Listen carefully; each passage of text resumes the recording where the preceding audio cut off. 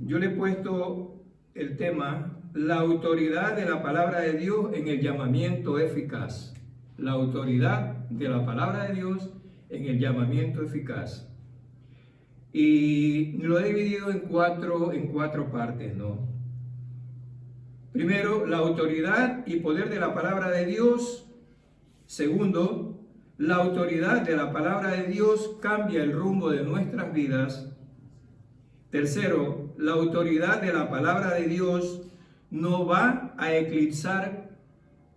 ser eclipsada por duda o inseguridad alguna. Y cuarto, la autoridad de la palabra de Dios es infalible en su propósito. A manera de introducción, hermanos, quisiera decir algo, ¿no? La porción que hemos leído es conocida como la pesca milagrosa. Y esta porción del Evangelio de Lucas es narrativamente más extensa que sus paralelos en Mateo y Marcos. Mateo capítulo 4 y Marcos capítulo 1, donde también están estas referencias, ¿no? Donde estos evangelistas, a diferencia de Lucas, van directamente al llamado de Jesús a los pescadores Simón, Andrés, Jacobo y Juan a ser pescadores de hombres.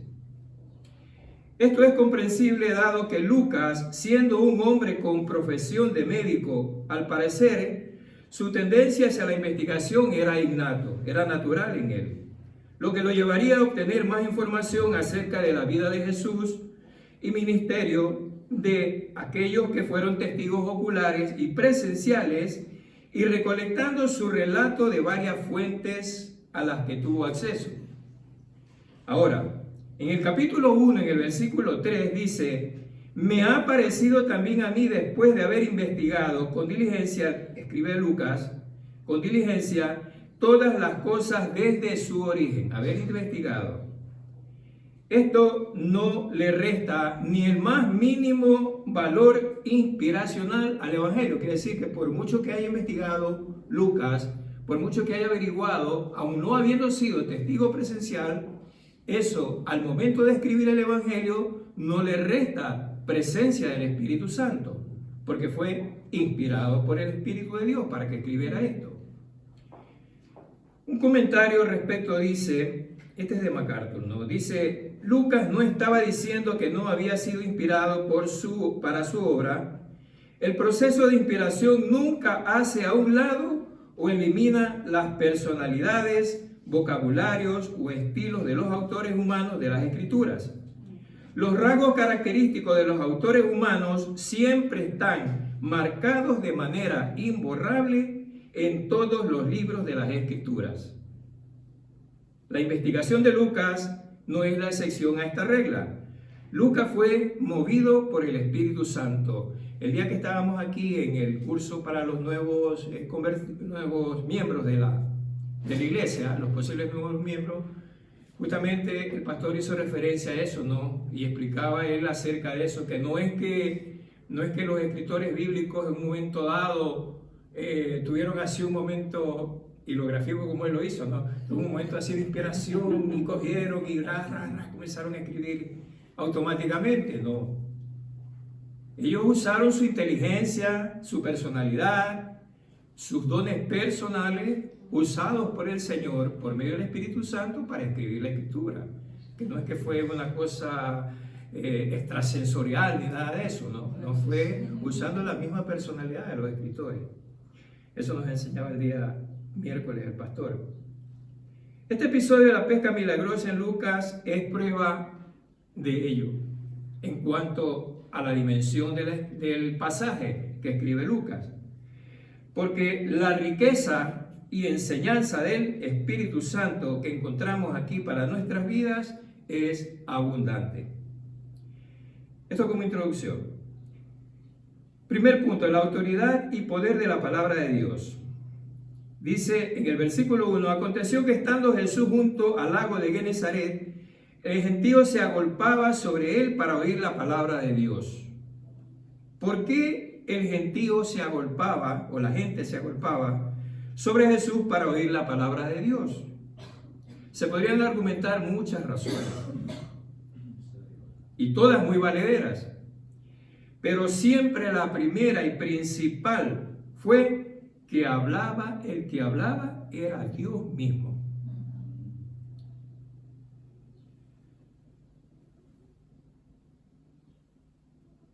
Palabras dichas con todo el poder y autoridad que la gente no podía evitar estar cerca de él para oír la palabra de Dios.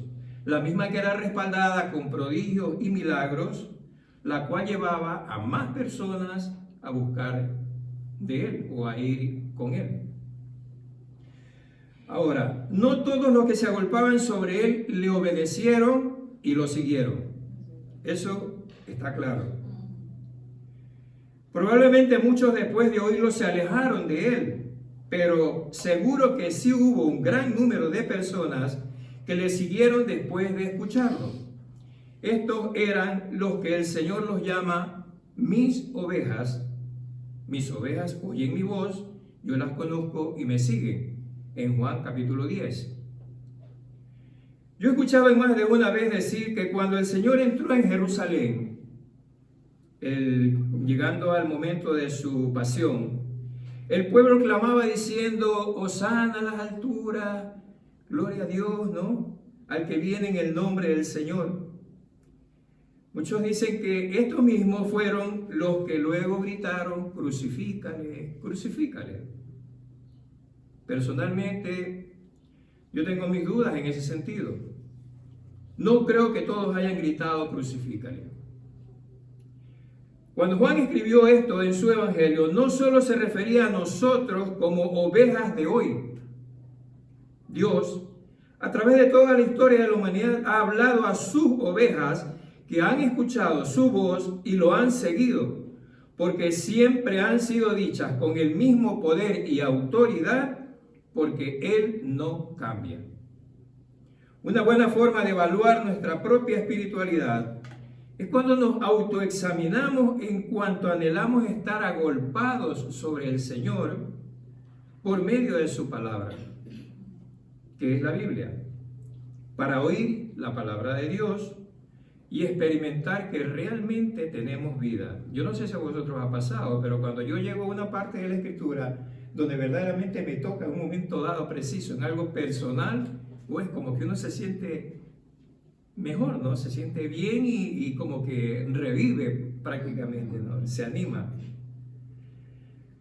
Entonces, en Juan, el capítulo 6, versículo 33, dice: las palabras que yo he hablado son espíritu y son vida.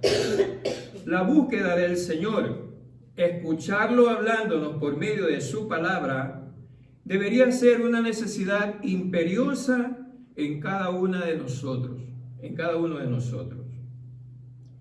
Segundo punto, la autoridad de la palabra de Dios cambia el rumbo de nuestras vidas. Versículos 2 y 3. Versículo 2 dice: y vio dos barcas que estaban cerca de la orilla del lago, y los pescadores, habiendo descendido de ellas, lavaban sus redes. Lavaban sus redes. La autoridad de la palabra de Dios cambia el rumbo de nuestras vidas. ¿Para qué los pescadores lavaban sus redes? Porque debían tenerlas limpias para el siguiente día de la pesca, ¿no? Se supone que era para eso.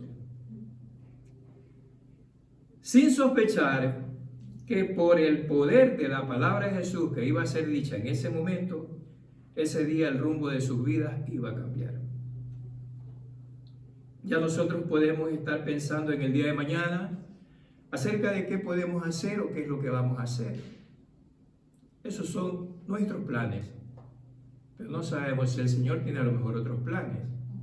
Por eso la expresión muy conocida y de todos casi siempre es: si Dios quiere, si Dios lo permite, si el Señor quiere, si Dios lo permite. Aquí podemos encontrar dos principios importantes que son, refiriéndome al versículo 3, ¿no? Ya pasando al versículo 3, donde dice: entrando en una de aquellas barcas, la cual era de Simón, le rogó que apartase de tierra un poco para, sentándose en ella, enseñaba a la multitud. Aquí en este versículo 3 encontramos dos principios, yo le he dicho, ¿no? Que son, primero, el principio de la simplicidad o de lo sencillo que facilita el cambio. Podríamos decir que el principio de la simplicidad práctica que conduce a un propósito específico lo inventó el Señor Jesucristo, por decirlo de alguna manera, ¿no? A veces los cristianos nos complicamos tanto pensando y honestamente en la mejor manera de atraer a las personas a Cristo, que muchos se meten en marañas y parafernalias que no siempre dan los resultados que se apetecen, lamentablemente. Nada había de rígido o inflexible en el método que Jesús usó para predicarle a la gente. Cualquiera cosa podía servirle a él de púlpito. Muchas veces predicó y enseñó en un culto en una sinagoga, Lucas 4:15, en Judea en el templo, Marcos 26:55, en una montaña, Mateo 5:6 y 7, en una casa, Lucas 4:38 y 5:19, en un desierto, Marcos 8:1 y 4, y hasta en un cementerio, Juan 1:38, el caso de Lázaro. En esta ocasión, la iglesia, una playa junto al mar, su púlpito, una barca, y prestada, ni siquiera propia. La predicación también la llevaba escrita en el corazón. Con esto no quiero decir que no sea bueno tener un lugar en condiciones para predicar la palabra, ¿no? No. A lo que me refiero es a la sencillez, a la espontaneidad, a la humildad y no complicaciones para predicar que mostró el Señor a través de todo su ministerio. Hace unas semanas vi en internet que ponía: están a disposición de los hermanos las entradas con sus valores respectivos para ir a escuchar la predicación de un predicador muy popular que viene de América. Están a la venta las entradas, ya estaban listas, para el que quiera comprar la entrada para ir a escuchar al predicador. Yo cuando veía eso, comprar una entrada para ir a escuchar a alguien que va a hablar de la palabra de Dios, yo decía, vamos a ver, si mi Dios ya pagó con la vida de su Hijo Jesucristo para que yo pueda tener acceso directo a la palabra de Dios, no estoy despreciando a los predicadores, ¿no? Pero pagar para ir a escuchar, si es que es la palabra de Dios lo que van a predicar, también eso es otra cosa. Una vez recuerdo que teníamos que traer a alguien en el Ecuador, y íbamos a traer de Brasil justamente a el pastor decía, alguien que conocía, muy popular, muy famoso, ¿no? Sí, pero él decía, ¿cómo podríamos hacer, hermanos, para que venga este hombre? Dice, porque va a ser una bendición que esté una semana con nosotros y eso. Y alguien dijo, pero bueno, hermano, dice, lo que podemos hacer es reunirnos, reunir dinero, o decirle a la congregación lo que puedan aportar ese dinero para que pueda venir el hombre y eso y lo demás. Y el pastor dijo, no, hermano, espérate, si yo no tengo para traerlo, no lo traigo. Si no tenemos para traerlo, no lo traemos, pero no vamos a forzar las cosas, me acuerdo que dijo ese día. Ajá. Bueno, el principio de la simplicidad que marcó el Señor muy netamente, ¿verdad? El segundo principio que yo veo aquí en el versículo 3, en el versículo 3 tenemos una palabra que pasa, ya lo dije el otro día con el hermano José y el pastor, pasa como una apisonadora por encima de nuestra naturaleza carnal y orgullosa, dejándonos reducidos a la más mínima expresión de comparación con la persona de nuestro Señor y Salvador Jesucristo. Esta palabra es la palabra rogó en el versículo 3. Dice, entrando en aquella barca, la cual era de Simón, le rogó que la apartase de tierra. El mismo Dios encarnado, el soberano de las naciones, aquel que de él, por él y para él fueron hechas todas las cosas, rogando a un hombre pecador que haga algo por él para poder predicar. Pues sí, hermano, Jesucristo le rogó a Pedro. Qué demostración de humildad y de respeto hacia Pedro de parte del Hijo de Dios. El Señor pudo haber dicho como lo hubiera hecho cualquiera de nosotros, ¿no? Anda, Pedro, retírame la barca un poquito más para allá que voy a predicar la palabra. Es que si vemos en las Escrituras, el rogar para Jesús era lo más común en su vida y ministerio. En Juan 17:9 dice, yo ruego por ellos. En el versículo 15, no ruego que los quites del mundo, sino que te ruego que los guardes del mal. Versículo 20, mas no ruego solamente por estos, sino ruego también por los que han de creer en mí por la palabra de ellos. O sea que rogar no era cosa difícil para el Señor. El apóstol Pablo es otro ejemplo de las personas que sabían rogar en las Escrituras. Romanos 12:1 dice, así que hermanos os ruego por las misericordias de Dios. Y así, por lo menos, en 18 ocasiones, el apóstol Pablo ruega a algunas de las iglesias que él fundó. Y ojo, que Pablo, después de Jesucristo, era la autoridad en las iglesias. Rogar no cuesta nada, hermano. ¿O cuesta? A veces cuesta. Vamos a ser sinceros. A veces cuesta.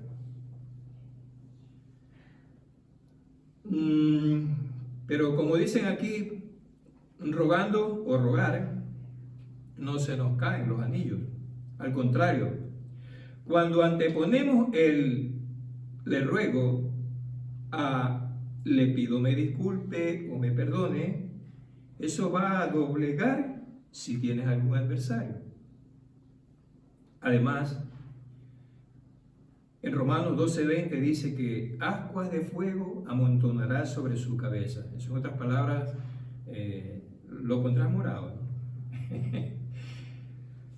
Pero este ruego de parte del Señor a Pedro, podríamos decir, y con todo respeto, que fue un ruego pequeño, un ruego pequeñito. Porque, hermanos, el más grande ruego que jamás nadie haya hecho ni hará fue el que hizo nuestro Señor Jesucristo cuando fue a morir a una cruz. Su sacrificio en aquella cruz, la separación momentánea de la persona de su Padre para cargar con el pecado y recibir toda la ira de Dios sobre sí mismo. Aquel grito desgarrador cuando clamó, Dios mío, ¿por qué me has desamparado? Fue como un sonoro y estruendoso ruego al mundo entero, que nadie hubiera podido hacer, diciendo, arrepentíos de vuestros pecados y creed en mí. Es más, Dios sigue rogando hoy. Segunda de Corintios 5:20 dice, así que somos embajadores en el nombre de Cristo, como si Dios rogase por medio de nosotros. Os rogamos en el nombre de Cristo, reconciliados con Dios. Ahora, seguro que cada uno de nosotros tiene carga por la salvación de nuestros familiares, de nuestras casas, de nuestros amigos, aún de aquellos que, siendo hermanos, muchas veces entre comillas, no viven con respecto a lo que muchas veces sale por sus boquitas, ¿no? Aún por ellos tenemos que rogar al Señor y orar. Estas vidas que están pendientes de venir a los pies de Cristo deberían ser para nosotros un motivo fuerte de rogar constantemente al Señor por la salvación de ellos, permanentemente. Alguien dijo una vez, yo no me olvido eso, que dijo, deberíamos estar tirados todo el tiempo delante del altar del Señor, rogando a Dios por la conversión de nuestros familiares, dijo él. Y fijaos que aún los mismos demonios rogaron, ¿no? En Lucas 8, 26 al 32, cuando un hombre endemoniado y que vivía en los sepulcros salió al encuentro del Señor y le rogó en más de una ocasión. Tercero, la autoridad de la palabra de Dios no va a ser eclipsada por duda o incertidumbre alguna. Versículos 4 y 5. Cuando terminó de hablar, dijo a Simón: boga mar adentro y echad vuestras redes para pescar. Versículo 5. Respondiendo Simón le dijo: Maestro, toda la noche hemos estado trabajando y nada hemos pescado, mas en tu palabra echaré la red. En el versículo 5 muestra, o podemos ver un poco de duda en Pedro, y podríamos decir que hasta una duda razonable, ¿no? ¿Cómo es posible que un carpintero le va a decir a un pescador experimentado como era Pedro cómo debía pescar? Pero hermanos, no se trata de nuestros razonamientos humanos, ni de, aún cuando son producto de experiencias reales y comprobadas en nuestro diario vivir. Se trata de lo que el Señor ya ha hablado. El Señor le había dicho a Pedro: boga mar adentro, echa tus redes para pescar. El Señor ya había hablado. El Señor ya ha hablado a nuestras vidas por medio de su palabra. Ahí lo que corresponde es hacer. Esto nos enseña que la autoridad de la palabra de Dios no va a menguar en sus planes y propósitos por muchas dudas que asalten a nuestras vidas, porque Simón Pedro le dijo: Maestro, toda la noche hemos trabajado y nada hemos pescado. Mira la dudita que había ahí en Pedro, ¿no? Pero le dice: mas en tu palabra echaré la red. Nuestro Dios, cuando nos llama a hacer algo, es específico y concreto en sus planes y propósitos. ¿Qué hacen con esas dos palabras? En sus planes y propósitos. Porque toda la Escritura nos pone a nosotros como ovejas, ¿no? Ovejas de su prado, el buen pastor de las ovejas y todo lo demás, ¿verdad? Entonces, humanamente pensando, yo creo que claro, es que el Señor tiene que ser concreto y específico, porque tipo de oveja que somos tan torpes que podemos coger por otro camino por el que Él nos ha dicho. Por eso Él es siempre específico, concreto. Aún en el resto de las Escrituras, cuando hablan los evangelistas y cuando habla el apóstol Pablo, por ejemplo, algo terminante: sed santos como yo soy santo. Ya está. Sin santidad nadie verá al Señor. Punto. Mira qué terminante es, ¿no? O sea, para que no tengas duda, para que no dubites. Nuestro Dios, cuando llama a hacer algo, es específico, concreto en sus planes y propósitos. Mira, aunque le dijo a Simón Pedro: boga mar adentro y echad vuestras redes, ¿para qué? Hubiera dicho Pedro, ¿no? El Señor, natural, ¿no? Si echo las redes es para pescar, ¿no? Pero no, el Señor le dijo: para pescar. Era obvio que iba a hacer eso, pero se lo dijo: para pescar. Ahora, conociendo como conocemos, dice, como conocemos, esto era lo que yo apunté, ¿no? Como así no se, conociendo como conocemos a Pedro, digo yo, ¿cómo así no se volvió y le dijo: hombre, Señor, ¿para qué más echaríamos las redes si no es para pescar? Como que eso ya se sobreentiende. Tú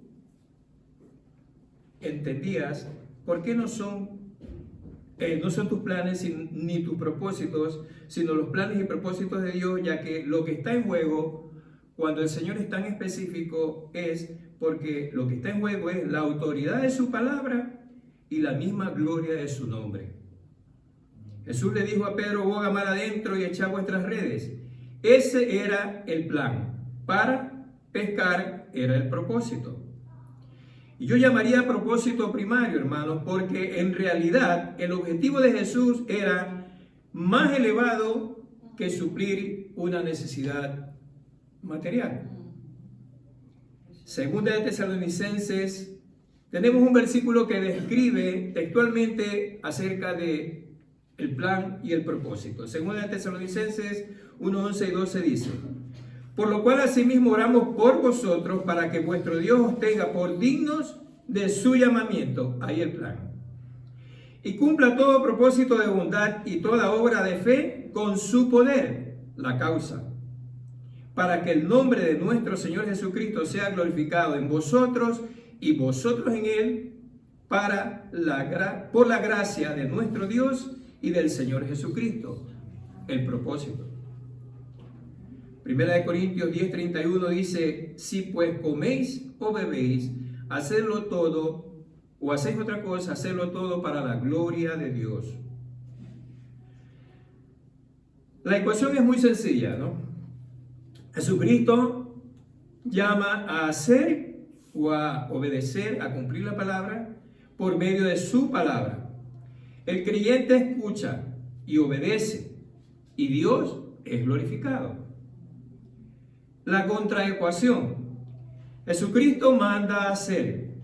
El creyente escucha o no obedece, y Dios no es glorificado. Así de sencillo. Ya podemos estar aquí todos los días y todas las horas diciendo: gloria a Dios, que la gloria sea solo para ti, gloria sea al Señor. Todo eso está bien, y a mí me gusta, y yo lo hago mucho y me gusta hacerlo, glorificar a mi Dios verbalmente. Pero donde nuestro Dios es verdaderamente glorificado es con una vida de obediencia y entrega total al Señor. Versículos 6 y 7. Y habiéndolo hecho, encerraron gran cantidad de peces, y su red se rompía. Entonces hicieron señal a los compañeros que estaban en la otra barca para que viniesen a ayudarles, y vinieron y llenaron ambas barcas de tal manera que se hundían. Aquí, hermanos, lo que quiere decir es exactamente lo que dice. Amén. Versículo 8. Y punto 4, y último punto: la autoridad de la palabra de Dios es infalible en su propósito. Versículo 8. Viendo esto, Simón Pedro cayó de rodillas ante Jesús, diciendo: apártate de mí, Señor, porque soy hombre pecador. Cuando Pedro cae de rodillas delante del Señor, no solo es porque se da el milagro de haber sacado tan cantidad de peces, tan grande cantidad de peces, aunque en el versículo 8 dice: viendo esto, Simón Pedro ya había visto otros milagros, como el de la sanidad de su suegra en su casa, y poco o nada sucedió con él, o por lo menos no relata nada a la Escritura hasta ese momento de que haya pasado con Pedro. El verdadero milagro fue el desmoronamiento total de Pedro, que lo llevaría a reconocer su propia indignidad en contraste con la grandeza y santidad de Jesucristo. Ese fue el verdadero milagro que ocurrió en ese día.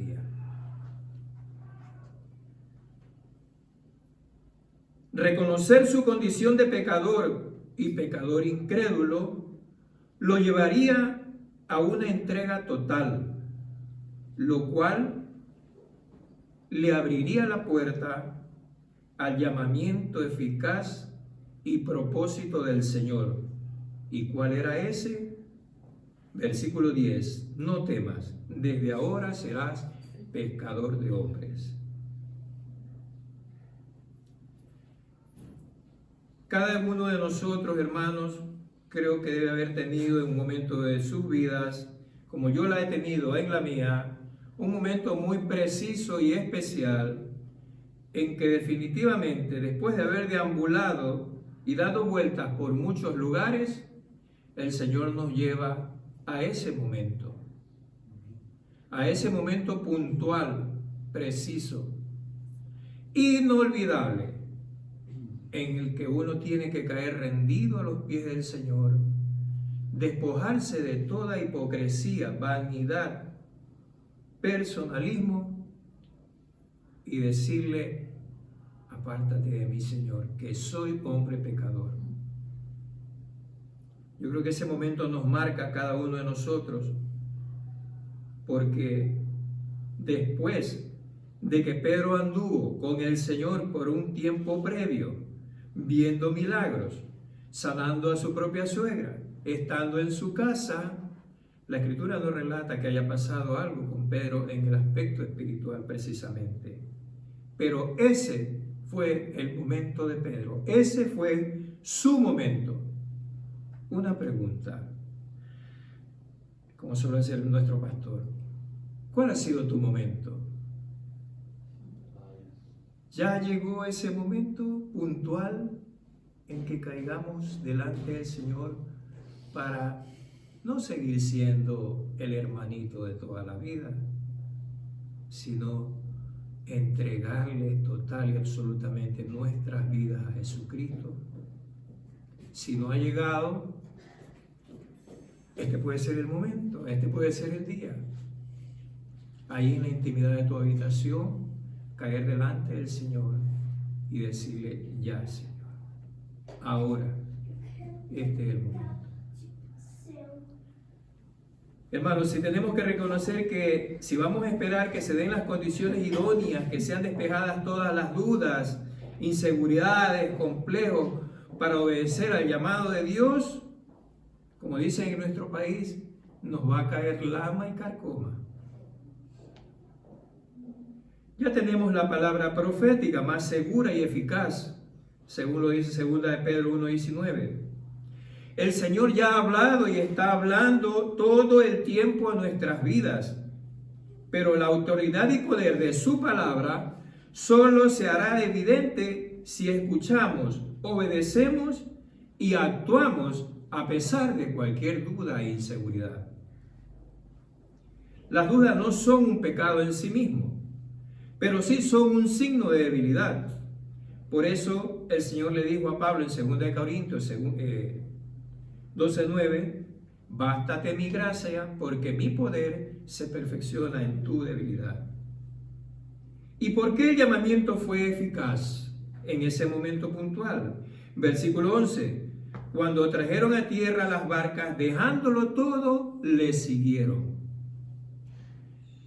Yo mismo me siento plenamente identificado con esta parte de las Escrituras. Muchos de nosotros hemos podido, por la gracia de Dios, reconocer a Jesucristo como nuestro Señor y Salvador, tal como Pedro ya lo había reconocido como el Mesías, si no hubiera dicho en el versículo 5, Maestro.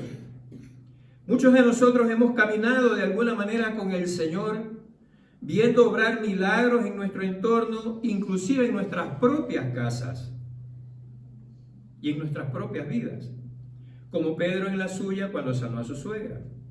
Muchos de nosotros nos hemos desalentado cuando nuestros proyectos no se han cumplido y la gracia de Dios nos ha levantado y nos ha dicho: boga mar adentro para pescar. Y le hemos dicho muchas veces: Señor, ya lo hemos intentado más de una vez y todo sigue igual. Pero en el momento en que cedemos a la autoridad de su palabra, aún por encima de nuestras dudas, su respuesta se ha hecho presente. Pero su respuesta no solo para darnos la solución de ese problema o de esa dificultad del momento, sino para que caigamos de rodillas delante de Él como demostración de una entrega total a pesar de nuestra débil fe. Esta palabra de entrega a mí me está, José, tú lo sabes, lo he mencionado mucho mientras estamos en la reunión aquí con el pastor, que me está dando desde hace algunas semanas fuerte, hermano. La entrega total. Una entrega total, hermano. Yo creo que con Dios no se puede andar con medidas ni cálculos aproximados, hermano. Mientras más nuestra entrega, hombre, lo digo por mí porque yo también necesito llegar a ese punto de entrega, ¿no? Mientras más nuestra entrega al Señor sea sincera, honesta y ferviente, con el verdadero deseo de vivir verdaderamente para Dios, solo para Dios. Antes, cuando cantábamos esas alabanzas, también yo veía ahí cuando esas letras y decía, Dios mío, qué bonito, qué precioso sería estar en tu presencia y alabando y glorificando tu nombre, ¿no? Pero eso solamente podrá ser si esta vida la vivimos una vida de entrega al Señor, sin medir, sin calcular, nada en especial. Para terminar, hermanos, no solo es necesario ser salvos, no necesitamos solo creer, los demonios también creen y tiemblan. No hace falta siquiera solo caminar con Él, leer la Biblia, orar de vez en cuando, todo eso es importante. Lo que hace falta es entregarse total y absolutamente a Cristo, sin tener que esperar, que sea el Señor el que doble nuestras rodillas. Y si lo hace, gloria a Dios. Jesucristo para nuestras vidas, el llamado eficaz es, el llamado del Señor es eficaz no porque tú y yo respondamos positivamente a ese llamado, porque posiblemente no lo hagamos. Es eficaz porque salió de la boca de Dios. Es Dios quien lo ha dicho y eso se cumplirá. Cuando hay una promesa de parte de Dios y tú la ves en la Escritura y tú dices, eso es para mí, aunque tenga duda de lo que sea, no porque tú hayas muy sabio en encontrar esa Escritura, es porque ya Dios lo ha dicho y lo que hay que hacer es obedecer. Cualquier cosa menos que eso es dudar de su palabra y prestar oídos sordos al llamamiento de nuestras vidas, a sus planes y propósitos eternos. Tan eficaz fue el llamado del Señor por medio del poder de su palabra que obra milagros, que, versículo 11, cuando trajeron a tierra las barcas, dejándolo, todos le siguieron. Y todos, ahí había algunos, aparte de los 4 que menciona, y todos los que estaban con Pedro, Jacobo, Juan y los hijos de Zebedeo. Aquí ya hay tema para un próximo mensaje. ¿Ha visto que en los telediarios cuando sale que han puesto una bomba y vuelan los cristales y todo? Dicen que eso es debido a la onda expansiva. Esa expresión, ¿no? Pues la palabra del Señor tiene eso, una onda expansiva, que cuando Él habla no solo para los que estamos alrededor, y habla para todos los que pueden estar prestos a escuchar su palabra. Amén, hermano. Amén. Bueno, pues hasta ahí nomás tengo y vamos a dar gracias a Dios. Padre, gracias por tu palabra, Señor. Ayúdanos, Dios mío, a ser conscientes cada día, Señor, de las vidas que vivimos. Señor, si hubiera una vara de medir personal de cada uno de nosotros, mi Dios, oh Dios mío, a menos en lo personal, yo creo que esa medida todavía quedaría muy corta en cuanto a lo que tú demandas de nosotros, en cuanto a la entrega a ti, Señor. Por eso te pedimos, Dios mío, en el nombre de Jesucristo, que seas tú, Señor, porque por nuestras propias fuerzas no podríamos, Dios mío, pero tú, Señor, tu Santo Espíritu, tu presencia, tu unción, tu misericordia, tu gracia, Señor, que se manifieste en nuestras vidas, Dios mío, para poder seguir fielmente obedeciendo a la voz de tu palabra cada día de nuestras vidas, mi Dios. En el nombre de Jesucristo, gracias, Señor. Amén. Amén.